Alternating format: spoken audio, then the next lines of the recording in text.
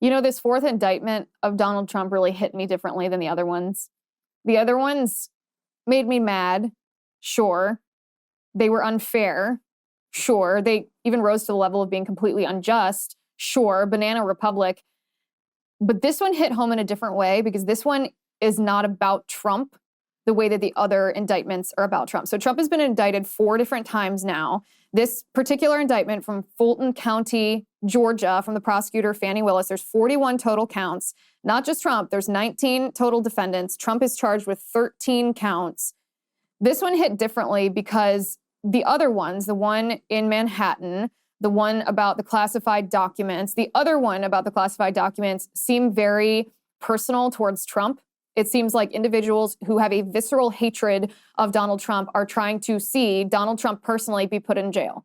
They are politically trying to prevent Donald Trump, the politician, from being president of the United States again. And it's unfair. It's unjust. It's completely wrong. It's a weaponization of the federal government. But this fourth indictment is different because this indictment impacts you and I. This indictment is not just about trying to harm President Trump financially, try to harm his reputation, and try to harm his political longevity. This indictment has direct implications on what we are going to be allowed to say, on how we are going to be allowed or disallowed from criticizing the radical left. And I want to back up here before we even get into this indictment. Remember that the grand jury in Fulton County, Georgia, who has supposedly been investigating these charges against Trump, were led by a grand jury foreperson who made this comment on the news several months ago. This is the grand jury foreperson. Take a listen.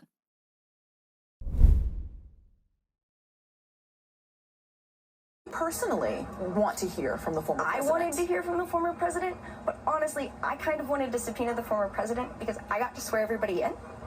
And so I thought it'd be really cool to get 60 seconds with President Trump of me looking at him and being like, do you solemnly swear?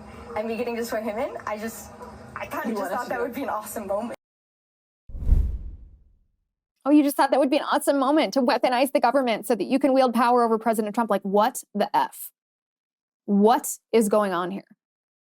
This is the grand jury foreperson. And then we have the Fulton County sheriff who confirmed to the public that when President Trump surrenders for his arraignment, they will be taking a mugshot this time. Take a listen to this. We are following our normal practices. And so it doesn't matter your status. We have mugshots ready. We'll have mugshots ready for you. We'll have mugshots ready for you. And when you see President Trump's mugshot, he's supposed to surrender by August 25th, so it's going to be within the next 2 weeks. It's not just going to be Donald Trump. Here's the progression. This is the real reason behind this indictment of Donald Trump. It's different than the other 3. This indictment of Donald Trump included supposed alleged co-conspirators because the left is finally ramping up the plan that they have been laying the groundwork for the past 7 years. The progression is first they came for Donald Trump, which they've done. In Manhattan, the district attorney, the National Archives, and the special counsel Jack Smith, they came for Trump. Then, after they come for Trump, they're going to come for those associated with Trump. So that's the other, 19 defendants, including Trump. So 18 others besides Trump. Then the step after that is they're going to come for people associated with Trump.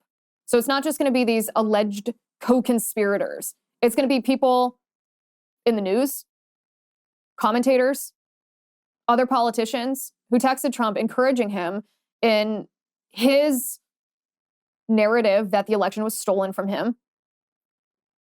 And then they're going to come for conservatives in general, conservatives who are speaking opinions that they don't like.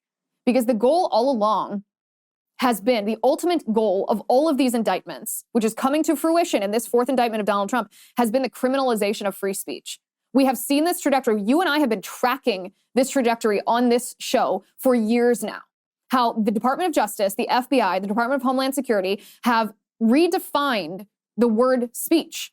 They've redefined words. They've told us that speech isn't just, words, sticks and stones may break your bones, but words will never hurt you. No. They now say that words will hurt you. Words are actual violence. If you speak words that are considered hate speech, as defined by the left, then it can cause other people actual physical harm.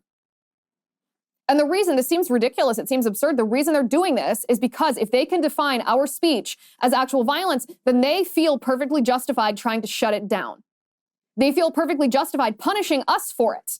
They feel perfectly justified putting us in prison for a violent offense. Not a real violent offense, but an offense that they have deemed to be violent based on the fact that they don't like the words that we are speaking. That is what we are watching unfold before our very eyes. We're going to look through this indictment because when you pull out the individual charges, it becomes perfectly apparent exactly what the left is doing. They're not just going for Donald Trump. They're coming for all of us. It hits differently.